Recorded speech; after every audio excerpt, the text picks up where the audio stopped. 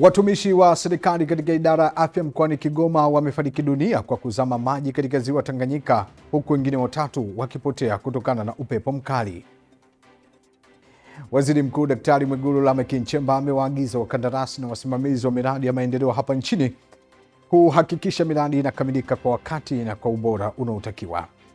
Wadau wa maendeleo wametakiwa kuimarisha mikakati jumuishi ya kuwawezesha wanawake, hususan wale wanaolea watoto wenye ulemavu, ili waweze kukabiliana vyema na changamoto za kiafya. Na katika habari za kimataifa, mlipuko mikubwa imetikisa soko moja katika jimbo la magharibi mwa Sudan la Darfur na kusababisha vifo vya watu 4 na kujeruhi wengine kadhaa. Na mtazamaji, ni wakati mwingine tena tunakutana hapa na kukaribisha katika Upendo TV Habari. Jina langu ni Francisco Nongolo. Nitakuletea habari za kitaifa, lakini pia kutoka mataifa mbalimbali atakusomea Potina Nelson. Utabiri wa hali ya hewa huu ni kutoka Mamlaka ya Hali ya Hewa nchini Tanzania, TMA, na kukumbusha tunapatikana kwenye kurasa za mitandao ya kijamii kama Upendo Media, lakini pia kwenye kurasa mbalimbali huko mimi kama Francisco Nongolo. Karibu huko nifuatilie kwa taarifa kabambe.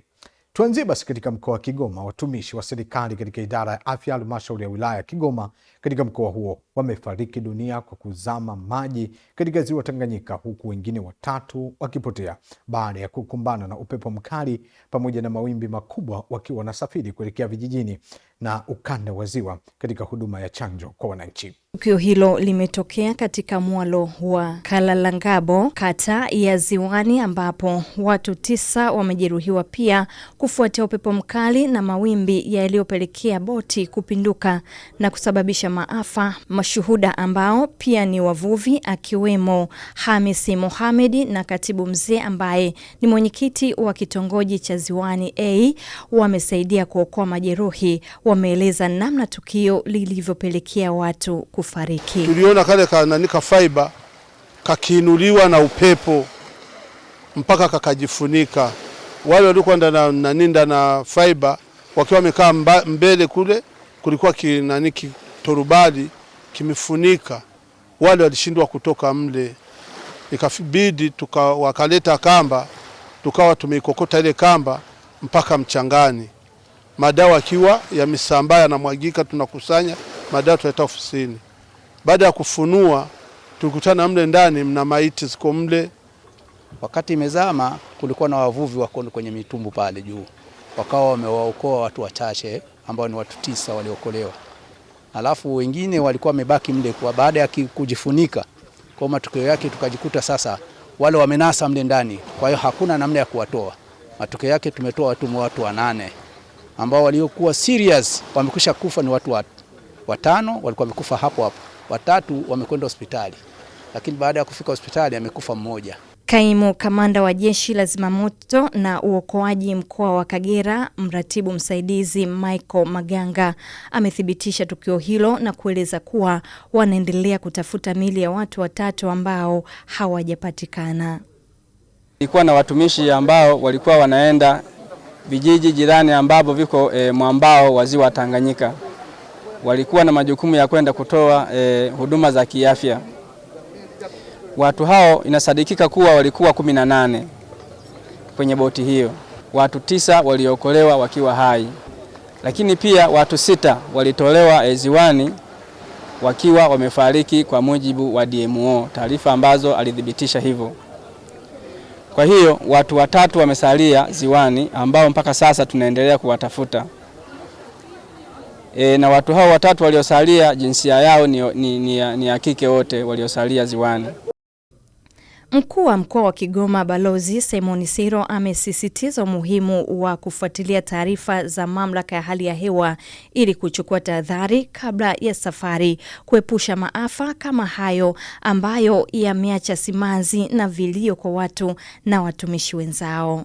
Kwa hiyo walikuwa wanakwenda kutoa chanjo asubuhi. Wakati wanakwenda kutoa chanjo ndio bahati mbaya ikatokea upepo mkali ambao umesababisha boti ya halmashauri kupinduka.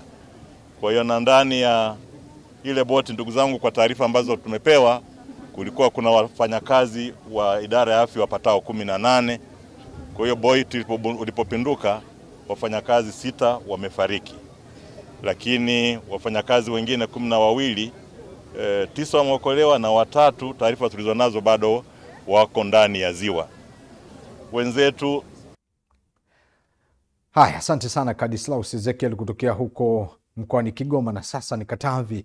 Waziri Mkuu Daktari Mwigulu Lameck Nchemba amewaagiza wakandarasi na wasimamizi wa miradi ya maendeleo hapa nchini kuhakikisha miradi inakamilika kwa wakati na kwa ubora unaotakiwa ili wananchi waweze kunufaika.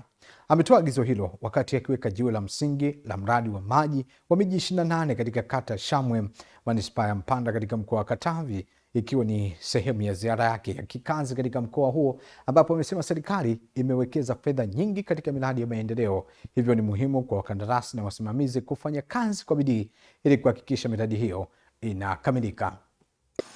Na mimi maelekezo yangu yatakuwa hayo, tukamilishe mradi kwa wakati na ubora unaotakiwa ili wananchi hawa waweze kupata maji.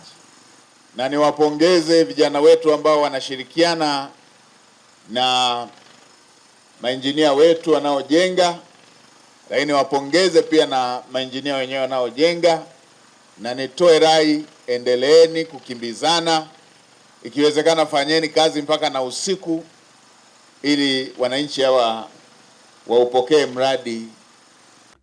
Naibu Waziri wa Maji Mhandisi Mathew Kundo amesema kwamba mradi huo ukikamilika utakuwa na uwezo wa kuzalisha takribani lita milioni 12 za maji kwa siku, jambo litakaloimarisha upatikanaji wa huduma ya maji safi na salama kwa wananchi wa eneo hilo na maeneo ya jirani. Ukiangalia katika miradi minne mikubwa, mradi wa miji 28 unaongoza. Kwenye nafasi ya 4 tunaweza tukaona mradi ulioko Simiyu, mabadiliko ya tabia nchi, bilioni 440. Tukija katika mradi wa kutoka Hai kwenda Arusha, bilioni 500, lakini mradi wa kutoka Ziwa Victoria kwenda Tabora, bilioni 680, lakini huu mradi wa miji 28 unagonga kwenye trilioni 1.7 katika miji yote 28. Haya ni mapinduzi makubwa katika sekta ya maji, na ukikamilika mradi huu zaidi ya wakazi milioni 6 watapata huduma ya maji safi na salama, lakini vile vile kutakuwa na ongezeko la 8% katika gridi yetu ya maji. Kukamilika kwa mradi huo wenye thamani ya shilingi bilioni 22.8 umefikia 55% ya utekelezaji na unatarajiwa kukamilika Julai 2026 na utasaidia kuongeza upatikanaji wa maji safi na salama kwa wananchi wa manispaa ya Mpanda, ambapo huduma ya maji inatarajiwa kufikia 100%. Na sasa mtazamaji, tuelekee kule nyanda za juu kusini katika jiji la Mbeya. Wananchi katika jiji hilo wamehamasishwa kujenga utaratibu wa kupima afya zao mara kwa mara ili kubaini mapema magonjwa mbalimbali ikiwemo ugonjwa wa figo pamoja na tatizo la presha, hali itakayosaidia kupata matibabu kwa wakati na kuepusha madhara makubwa. Taarifa hii hapa na Emmanuel Lulandala.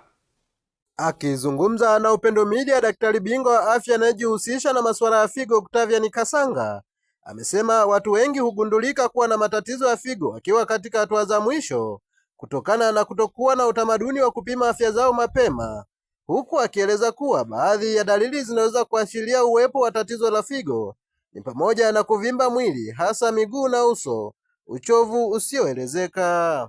Kuepukana na hayo ni kwamba kwa sasa hivi nchi yetu tayari maendeleo katika uwezo wa vifaa tiba vya kuweza kupima kuhusiana na haya matatizo ya figo vimetawanyika kwa kiasi kikubwa sana, hata kuanzia hospitali za chini kabisa za dispensary, kwa sababu unaweza ukafika hospitali ukapima hata mkojo, ukapima sukari, ukapima shinikizo la damu. Hivi ni viashiria vya kwanza muhimu sana kuweza kugundua kwamba huyu mtu yupo kwenye eneo ambalo ama hali inayoweza kumsababishia tatizo la figo ama la. Lakini pia watu wanashauriwa kwamba mfumo wa maisha waweze kujua kwamba afya ni uwekezaji. Kama hauwekezi kwenye afya, basi hili linaweza likakusababishia kuweza kufika mahali kuona umeshindwa. Aidha, Dr. Octavian Kasanga amewahimiza wananchi kukata bima za afya ili kuwawezesha kupata huduma za matibabu kwa urahisi pindi wanapokumbwa na changamoto mbalimbali za kiafya. Bima ya afya maana yake ni kwamba wale wanaoumwa watalipiwa na wasioumwa, wale wenye uwezo mkubwa watawasaidia wale wenye uwezo mdogo. Kwa hiyo, kwa kutambua hayo, tuweze kusema kwamba tuwaalike wananchi waweze kuitikia wito huu wa bima ya afya kwa wote, kwani kwa sasa tunaona kuna unafuu mkubwa sana katika eneo hili la wagonjwa wa figo, kwamba wanaweza wakasaidiwa na kuna nafuu kubwa sana kwa sasa, hasa pale wanapokuwa na bima za afya. Hata hizi tunazoita za vifurushi kwa sasa hivi tunaona zinafaa sana katika kuweza kuwasaidia kwenye matibabu ya figo. Hivyo wito wangu ni kwamba tuwaombe sana waweze kutambua, kama sio yeye basi ni ndugu yake wa karibu ama rafiki yake wa karibu. Kama anataka kumsaidia kweli na kuwekeza hilo, basi akate bima ya afya leo, asisubiri mpaka pale shida inatokea ndio anaanza kuhangaika. Kwa upande wake, mmoja wa wagonjwa wa figo anayepatiwa matibabu katika hospitali ya rufaa kanda Mbeya, Deogratius Francis, amesema ugonjwa huo ulimkumba ghafla na kumlazimu kuanza matibabu ya muda mrefu, huku akisisitiza umuhimu wa wananchi kuwa na bima ya afya ili kupunguza gharama za matibabu. Kwanza nilianza kuugua pressure mwaka 2022. Nikawa nafanya matibabu ya pressure hivyo. Wakati naendelea na kazi nikawa najisikia vibaya. Nakunywa dawa za pressure lakini pressure haishuki. Baadaye nikaanza kubadilika mwili, nikapungua kwa haraka sana. Nafikiri watu waelewe tu, ukipatiwa hii changamoto ni hospitali. Na jambo jingine ngumu sana kwa wenzetu, mimi niko hapa naona na wenzetu wanakuja. Usipokuwa na bima ni changamoto kubwa sana. Kwa sababu transaction moja ya hapa nikikaa ni 219,220. Mara 3 ni 660. Sisi wengine hapa tumeendelea kusurvive kwa sababu ya bima. Singekuwa bima, hata kama mimi, hata kwa mshahara wangu mimi nisingeweza kujitibia. Nikiripoti kutoka jijini Mbeya, Emmanuel Lulandala. Asante Emmanuel Lulandala kutokea huko katika jiji la Mbeya. Mtazamaji, bado tunaendelea kuangazia taarifa mbalimbali ambazo tumekuandalia kutoka hapa Upendo TV, na hivi sasa basi ni katika jiji la Arusha. Wadau wa maendeleo wametakiwa kuimarisha mikakati jumuishi ya kuwawezesha wanawake, hususan wale wanaolea watoto wenye ulemavu, ili waweze kukabiliana vyema na changamoto za kiafya, kijamii na kiuchumi zinazowakabili watoto hao, sambamba na kushiriki kikamilifu katika maendeleo ya jamii na familia kwa ujumla. Wito huo umetolewa na mjasiriamali wa jijini Arusha, Asha Mshana, wakati akizungumza katika warsha ya uwezeshaji wanawake iliyoandaliwa na shirika la Sibusiso Foundation jijini Arusha. Beba kauli mbiu isemayo kumwezesha mama kujenga jamii imara. Mwanamke anaweza kuwa mjasiriamali, anaweza kujikita kwenye biashara yoyote ile, ili aweze kumlea yule mtoto na kuilea pia jamii nyingine, si ndio? Kwa sababu si kwamba ana mtoto huyu mlemavu ndo anaye peke yake kwamba atamfanya ashindwe kufanya shughuli yoyote, kwa sababu mama mwenye mtoto mlemavu ukimwezesha anaweza akafanya biashara ya aina yoyote, si ndio wanawake? Ndio. Si ndio kina mama? Ndio. Kwa sababu unaweza ukachukua ukamwezesha yule mama mwenye mtoto mlemavu akagundua kwamba ni biashara gani ninaweza nikafanya nikaendeleza kuilinda jamii yangu, kuendeleza maisha yangu pamoja na mwanangu. Akizungumza katika warsha hiyo, mkurugenzi mtendaji wa shirika la Sibusiso Foundation Martha Lucas amesema mafunzo hayo yamelenga kuwapatia wanawake jukwaa la wazi la kujadili changamoto zinazowakabili, kubadilishana uzoefu na kujifunza mbinu bora za kujikwamua kiuchumi, ikiwemo namna bora ya kuwalea na kuhudumia watoto wenye ulemavu. Wazazi wengi, asilimia zaidi ya nusu ya wazazi ambao tunawahudumia kwenye shirika letu wengi wao wameachwa. Yaani unakuta mtu aliolewa, lakini baada ya kupata mtoto mwenye changamoto baba anakimbia. Kwa hiyo sio mtu mmoja, tunazungumzia ni zaidi ya 50% ya wazazi wakina mama ambao wana watoto wenye changamoto wa baba wamekimbia na wanawaacha. Hawa hata kama wale ambao hawajakimbia, basi unakuta wanaona lile jukumu la kumhudumia yule mtoto mwenye changamoto ni la mama na sio la baba. Na hapa kwetu kituoni watu wakija kwenye program zetu tunaruhusu hadi wa baba, lakini naweza nikakwambia kwa mwaka 2025 tumehudumia wazazi zaidi ya 180, na katika wazazi 180 wazazi 2 tu ndio walikuwa wanawake. Mwenyekiti wa shirikisho la vyama vya watu wenye ulemavu katika halmashauri ya Meru, Christina Manyenye, amesema moja ya changamoto kubwa inayoendelea kuwakabili watoto wenye ulemavu na familia zao ni pamoja na vitendo vya unyanyapaa. Kitu kikubwa kitakachotusaidia ni jamii kutoa habari ya unyanyapaa. Tutakapotoa habari ya unyanyapaa, hata kama tuna uchumi wa chini, hata kama tuna uchumi wa juu, itatusaidia sisi sote kuonekana tuko sawa. Haya yote yanaleta changamoto kwa sababu ya unyanyapaa. Pale baba anapokuwepo katika malezi, mama anapata kupata ahueni. Na ile jamii, baba na mama watakapokuwa wameungana, ile jamii inakosa nguvu ya unyanyapaji. Kwa hiyo unyanyapaji unakuwa ni mdogo sana pale familia inapokuwa imeungana. Baadhi ya washirika wa warsha hiyo wakaona haya kusema, vitu ambazo ile jamii wale wazee wakubwa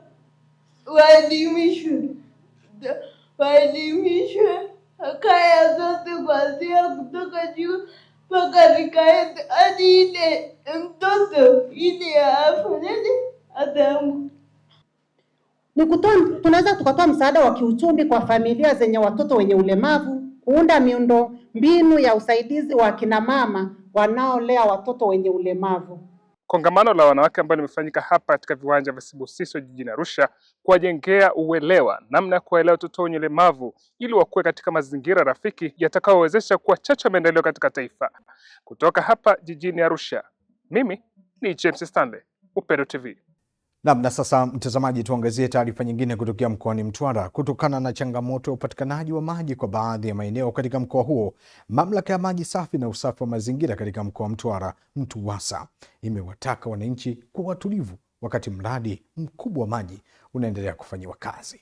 Mwandishi wetu Christian Ngao kutokea Mtwara na taarifa kamili. Akizungumza na waandishi wa habari ofisini kwake, mkurugenzi mtendaji wa maji safi na usafi wa mazingira MTUWASA Mtwara, Injinia Rejea Samuel Ng'ondia, amesema zaidi ya kilomita 123 za mabomba makubwa na madogo tayari yanaendelea kusambazwa katika maeneo mbalimbali ili kutatua changamoto ya upatikanaji wa maji kwa mgao. Hapa tunapoongea tuna mradi mkubwa ambao unaendelea kutekelezwa hapa mjini. Huu mradi una jumla kilomita takriban 120. Kuna mabomba makubwa ambayo yana kilomita 50 kitu, lakini pia kuna mabomba madogo ambayo yana kilomita zaidi ya 60. Kwa hiyo ukiunganisha kwa pamoja tunaenda kuliondoa hili tatizo la ambalo linaongelewa la mgao wa maji. Kwa sababu kwanza hapa mjini tunabadilisha yale mabomba ambayo yalikuwa hayana uwezo, yani madogo, lakini pia yale yaliyochakaa tunayafumua, tunabadilisha na mapya. Kwa tunaamini kwamba kupitia hili tunaenda kupunguza hiyo kero kwa wananchi. Aidha, Injinia Rejea amesema kwa sasa mradi huo unaendelea katika maeneo mbalimbali ikiwepo Nanyamba ambapo bilioni 3.6 zimetengwa kwa ajili ya kutatua changamoto hiyo kwa mji wa Nanyamba, na siku chache zijazo tatizo hilo litakuwa limekwisha, huku akiwataka wakazi wa Mtwara kuwa watulivu katika kipindi hiki cha maboresho. Kwa mradi wa Nanyamba ni bilioni 5. Hatuna mashaka tena kwa Nanyamba. Nanyamba sasa hivi tukikamilisha mradi hali ni shwari. Kwa hiyo ni swala tu la uvumilivu, miradi yetu ikamilike. Haya malalamiko yanaenda kupungua kwa kiasi. Ukiangalia uhitaji wa maji kwa maeneo yote ambayo tunahudumia sisi kama mamlaka, ukalinganisha na uzalishaji, kuna gap kulipo. Awali baadhi ya wananchi wa kata Mbae Mashariki mkoani Mtwara, akiwepo mzee Mohamed Lianga, Priska Gabriel Damas na James Anodi, waliomba mamlaka hiyo kutatua changamoto ya upatikanaji wa maji katika maeneo yao. Kama mnavyoliona Hivi hapa naumwa nilipa na shida ya maji. Maji yanakuja unaita kwa nini? Kwa zamu. Kwa hiyo kama kuna kuja zamu yetu ndio tunapata maji, kama hakuna hatupati maji. Hata wiki mbili naweza ikachukua hatujapata maji. Kwa mwezi anaweza katoka mara moja au mara mbili, au mwezi unaweza ukapita hayatoki kabisa. Tuna visima hapo, yani ndio tunatumia kuhifadhia maji. Yani licha ya kuwa maji hayatoki, bili zikija zinakuja kubwa. Maji hayajatoka unakuta na bili inakuja kubwa. Kwa mfano kuna mwezi bili imekuja 80,000 na zaidi. Lakini maji kipindi hicho hatujachota, tulikuwa tunatumia ya kisimani. Inatuasili mfano hasa kwa kipindi hiki cha kusema maji na katika wiki mbili hayatoki, na mtu anakuja kusoma bili sisi hatumuoni, tunaambiwa tu alipita tarehe fulani lakini hatujawahi kumuona, na kuna watu wanakaa hapa nyumbani. Nikiripoti kutoka mkoani Mtwara, mimi ni Christian Ngao wa Upendo TV. Na sasa mtazamaji, tuelekee katika mkoa wa Njombe ambapo wakala wa nishati vijijini DEA umeendelea kutekeleza miradi ya kupeleka huduma ya umeme katika maeneo ya vitongoji ili kuwawezesha wananchi waliopo maeneo hayo kupata huduma bora ya nishati ya umeme kwa ajili ya maendeleo yao na taifa kwa ujumla. Hayo yamebainishwa na msimamizi wa miradi REA kanda Nyanda za Juu Kusini, Danstan Kalugira, wakati akizungumza na jukwaa la wahariri Tanzania TAIF kuhusu miradi inayotekelezwa na REA katika wilaya ya Ludewa katika mkoa wa Njombe. Huu mradi ulianza kutekelezwa tarehe 13 mwezi wa 7 2025 na tunatarajia utakamilika ifikapo tarehe 13 mwezi wa 4 2026. Mpaka sasa mkandarasi anayetekeleza mradi huu ambaye ni Suma JKT ameshaweza kusimamisha nguzo zote za huu mradi katika hivyo vitongoji 6. Kazi iliyobaki ni kuvuta waya ambayo tunategemea ndani ya miezi mitatu iliyobaki atakuwa ameikamilisha. Gharama za huu mradi ni takriban bilioni 3. Utakapokamilika, watakaonufaika na huu mradi wateja wa kuanzia ni 160. Na kama ilivyo kawaida ya miradi ya REA ni kwamba huwa tuna wateja wa mwanzo. Miradi kisha kamilika, TANESCO inaendelea kwa kuwachaji wateja kwa gharama zile zile za mradi wa REA. Kitongoji cha kwanza kitakachonufaika na huu mradi ni kitongoji cha Kitewere. Mwenyekiti wa jukwaa la wahariri TAIF Deodatus Balile ameishukuru serikali kwa kutoa fedha ya utekelezaji wa miradi hiyo inayoendelea katika mkoa wa Njombe na maeneo mengine nchini, na kwamba wamejionea kwa macho yao namna fedha hizo zinavyoelekezwa na vinavyotekelezwa katika miradi ya kupeleka huduma ya umeme. Tuangalie kama Tanzania kuanzisha kodi ya maendeleo, sio ya kichwa, kodi ya maendeleo ya taifa letu, kwamba bidhaa lakini ziundiwe taasisi kama ilivyo REA, zisiende tena kwenye mfuko mkuu wa hazina, ili zikifika pale kama REA nyingine kama tutakuwa tumesema tunapanua bandari, basi ziende pale tuone bandari inapanuliwa. Kama tukisema ni miundombinu ipanuliwe. Nadhani kwa njia hiyo nchi yetu itapiga hatua kubwa. Ziara ya TAIF imelenga kutembelea miradi ya kimkakati inayotekelezwa na REA katika maeneo mbalimbali nchini, ikiwemo miradi ya awamu ya pili B na ya kupeleka umeme kwenye vitongoji vipatavyo 9,009. Mtazamaji, taarifa hiyo kutokea Njombe huko Ludewa inatufanya sasa tuangazie katika jiji la Dar es Salaam. Waziri wa Afya Mohamed Mchengerwa amemwelekeza katibu mkuu wa wizara hiyo kuandaa mwongozo maalum wenye lengo la kupunguza gharama za dawa na matibabu katika baadhi ya maeneo nchini ili kuwezesha wananchi kumudu gharama hizo na hivyo kupunguza malalamiko yanayotolewa. Amesema hayo wakati katika hospitali ya rufaa ya Mwananyamala wakati wa zoezi la kusikiliza kero na changamoto mbalimbali za wananchi kupitia mfumo wa ongea na waziri, ambapo amewataka wakuu wa taasisi za sekta hiyo kusikiliza kero na changamoto za wananchi na kuzipatia ufumbuzi ili kuongeza uwajibikaji katika nafasi zao na hivyo kuboresha utoaji wa huduma kwa wananchi. Unapopewa nafasi kama kiongozi, uwe tayari kujibu hoja mbalimbali, kwa sababu Watanzania wanataka majibu. Na ukweli ndio huo. Gharama za matibabu, gharama za ununuzi wa dawa ni kubwa. Watu wanalalamika. Kama wizara, nini tufanye? Tukae kimya? Lazima tuje na suluhisho la jambo hili.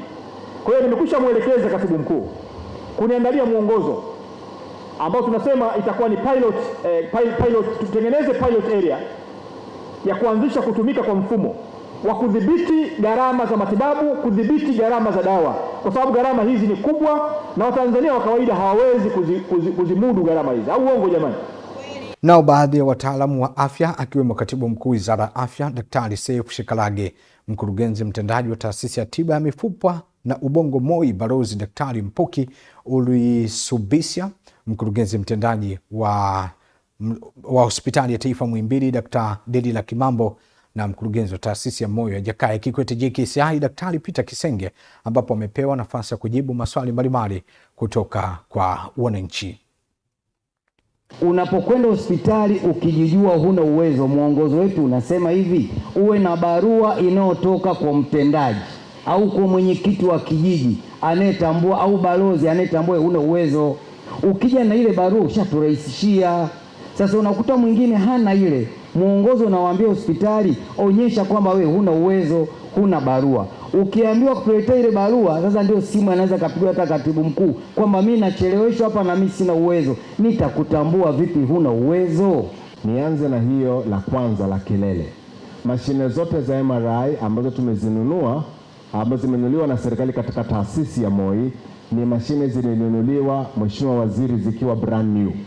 Ya kwanza ilinunuliwa mwaka 2014 kigharimu zaidi ya shilingi bilioni 3.02, na ya pili imenunuliwa mwaka 2024 ikigharimu shilingi bilioni 2.7.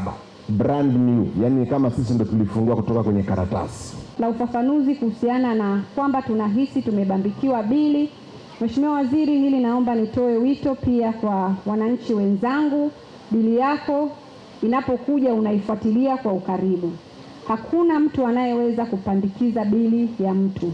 Lakini sisi kama watoa huduma, inawezekana kuna changamoto ambayo labda hatukuweza kuiona mapema, lakini kwa bili zote Mheshimiwa Waziri ambazo zimefikishwa zikiwa na changamoto kwamba zimebambikizwa au zimeongezwa, zina maelezo ambayo yanaeleweka kabisa kwamba ni nini kilitokea. Ni kweli duniani kote huduma za moyo ni ghali. Tunamshukuru Mheshimiwa Rais kwa kuleta bima ya afya kwa wote. Hili ndio suluhisho. Kwa hiyo hakuna mwananchi ambaye atafika Jakaya Kikwete atakosa huduma kama hana uwezo. Kama taasisi tulishirikiana na wadau tukapata zaidi ya bilioni 3 ambazo tumewafanyia watoto zaidi ya 300. Mtazamaji, ni kutoka katika jiji la Dar es Salaam, na hivi sasa tuangazie hii kutoka kule mkoani Geita. Shirika lisilo la kiserikali linaloshughulikia ustawi wa mnyama punda, Arusha Society for the Protection of Animal, limesema punda ana mchango mkubwa katika mpango wa maendeleo endelevu ya dunia. Mkurugenzi wa shirika hilo Livingstone Masija akizungumza akiwa kwenye semina na waandishi wa habari katika mkoa huo, Masija amesema mchango wa punda unaingia kwenye takribani maeneo 7 ya mpango wa maendeleo endelevu ya dunia 17 yaliyopo. Mchango wa punda katika maendeleo endelevu 17 ya dunia. Punda anachangia katika maendeleo endelevu kama 7 hivi. Lakini yote yanafanya na punda katika kumweka mtu hapa duniani. 1, kumpa chakula; 2, kumpa pa kulala; 3, kumpa afya njema. Kwa hiyo punda anafanya kazi kubwa katika hayo mambo makuu matatu. Daktari wa shirika hilo Lazaro Midlama amewasihi viongozi wa ngazi ya mitaa na vijiji kuanzisha sheria ndogondogo zinazoshughulikia na watu wanaowatesa punda. Vipi hawa wanaofanya kazi au punda wanaofanya kazi kupitiliza. Punda anachoka, wakati mwingine wanakufa, lakini pasipo kufika muda wao wa ule ambao anatakiwa kuishi. Unakuta punda na miaka 7 anakufa, lakini kwa kawaida punda anatakiwa aendelee aishi hata miaka 40. Baadhi ya waandishi wa habari waliopata semina kutoka shirika la ESPA wakiwemo Consolata Evarist na Ibrahim Rojara wamesema watahakikisha wanaotumia taaluma yao kuelimisha jamii kuhusu umuhimu wa mnyama punda. Kama mwanahabari tutaenda kutoa elimu kwa wale wafugaji wa punda ambao wanafuga punda na kuwatesa au ambao wanawafanyia punda kinyume na vile ambavyo wanatakiwa wafanyiwe. Kwa ujumla mafunzo yamekuja kwa wakati mwafaka na kwa kundi mahususi, kwa sababu sisi tunahudumia jamii ambayo pia punda wanapatikana katika jamii hiyo, na tumeona punda kuwa na msaada mkubwa kwa wananchi wanaomiliki mkoani Geita katika shughuli mbalimbali. Haya, mtazamaji, ni mambo hayo ya mnyama punda kutokea huko katika mkoa wa Geita. Haya. Sasa tuangazie katika jiji la Dar es Salaam. Tanzania inatarajia kuiuzia mahindi serikali ya Jamhuri ya Kidemokrasia ya Kongo ili kusaidia nchi hiyo kukabiliana na uhaba wa chakula.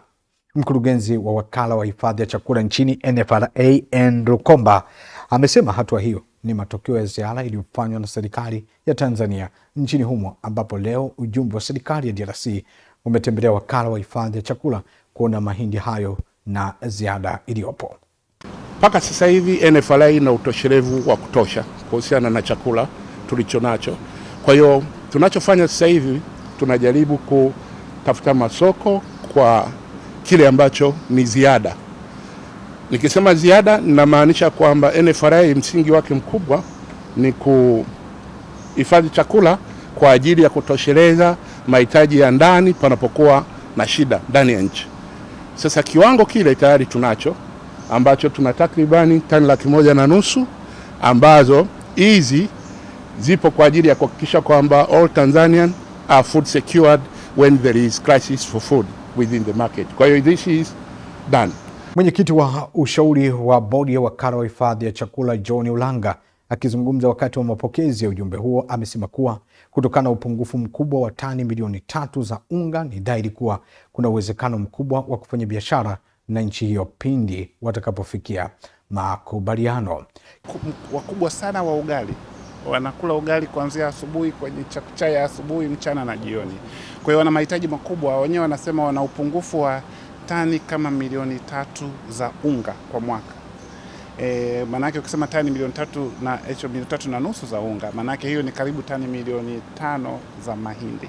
Kiongozi wa ujumbe kutoka nchi ya DRC Tony Bondio Maninkoro amesema wamefurahi kuwepo Tanzania kwa mwaliko wa serikali kuona uwezekano wa kuchangia ukuaji wa uchumi, na wameshaangazwa kuona jinsi Tanzania ilivyo na ziada kubwa ya chakula.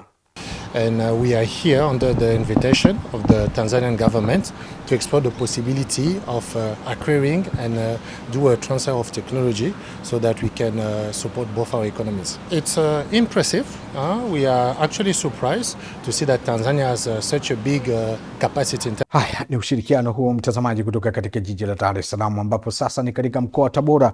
Shule ya Bishop Kisidi Pre and Primary School inayomilikiwa na kanisa la Kiinjili la Kilutheri Tanzania Dayosisi ya Magharibi Kati imefanya matendo huruma kwa watoto wenzao na kupanda miti katika hospitali ya rufaa ya mkoa wa Tabora wa Kitete. Akizungumza, meneja wa shule hiyo Mchungaji Albert Shani amesema lengo la tukio hilo ni kumshukuru Mungu baada ya wanafunzi kufanya vizuri katika mtihani wa darasa la 4 mwaka 2025, mafanikio yaliyowezesha shule hiyo kushika nafasi ya 3 kati ya 99 za wilaya ya Tabora. Akizungumza, meneja wa shule hiyo Mchungaji Albert Shani amesema lengo la tukio hilo ni kumshukuru Mungu baada ya wanafunzi kufanya vizuri katika mtihani wa darasa la 4 kwa mwaka 2025, mafanikio yaliyowezesha shule hiyo kushika nafasi ya 3 kati ya shule 99 za wilaya ya Tabora. Ni mwanzo mzuri wa kweli, sababu ndio product yetu ya kwanza. Kwa sadaka yetu shule pekee tumeelekeza hapa kwa watoto wadogo wenye hoja watoto katika hospitali yetu ya rufaa ya Kitete kuleta mahitaji mbalimbali kwa ajili ya watoto wenye mahitaji hapo hospitali ili kuweza kuwasaidia. Neno nasema kuwajali wagonjwa ni kumgusa Mungu mwenyewe. Kwa hiyo pia tunaungana kanisa letu la Kiinjili Tanzania. Mwezi wa 3 ni kipindi cha kupanda miti kama KKT.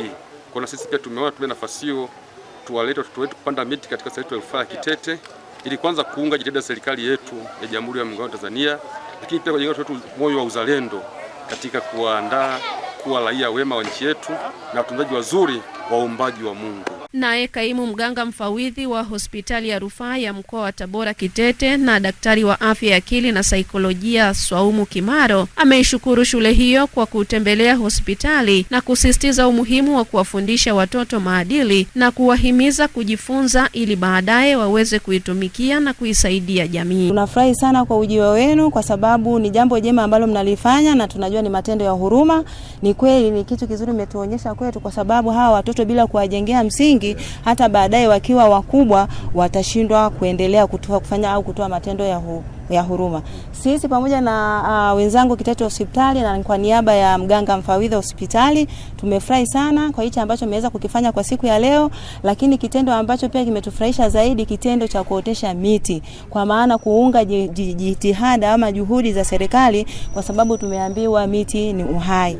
Kwa kusema hao nasema asanteni sana, karibuni sana, tuko pamoja, na niwapongeze sana kwa sababu kwa mimi sijawahi kuona kiukweli ujio wa watoto kama hawa. Mara nyingi tunajitukuza sisi wakubwa, kitu ambacho tunasahau hawa watoto kuwafundisha maisha ya baadaye, manake sisi kuna leo na kesho kuna kuondoka, lakini tumewaachia mbegu nzuri sana kwamba kuna haja ya kuwatembelea. Kuna watoto wenzenu wako hospitali wanahitaji msaada kutoka kwenu, si ndio Ndio. Kwa upande wao wanafunzi wa shule ya Bishop Kisiri Pre-Primary wamesema ziara hiyo imewasaidia kujifunza namna ya kujilinda dhidi ya magonjwa pamoja na umuhimu wa kutunza mazingira.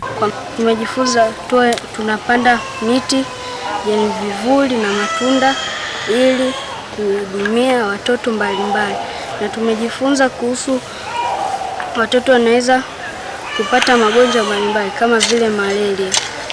Pia tumekuja kupanda miti, tumejifunza kwamba miti inatusaidia kupata matunda, inatusaidia kupata vivuli na vitu vingine kadhaa. Ninaona kwamba sio kila mtu lazima awe vizuri. Mbali na kutembelea hospitali ya rufaa ya mkoa wa Tabora Kitete, wanafunzi hao wamefanya ziara ya mafunzo katika bustani ya wanyama Tabora pamoja na uwanja wa ndege wa Tabora kwa lengo la kujifunza na kupata uzoefu kuhusu fursa mbalimbali zilizopo katika sekta ya utalii na usafiri wa anga.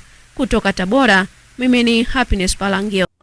Haya, mtazamaji, ni kutokea huko mkoani Tabora. Taarifa hiyo inatuhitimishia habari za kitaifa. Tupate mapumziko mafupi, tukirejea hapa Potina Nelson atakusomea habari za kimataifa. Mimi ni Francisco Nongoro, hii ni Upendo TV habari, tafadhali usiondoke.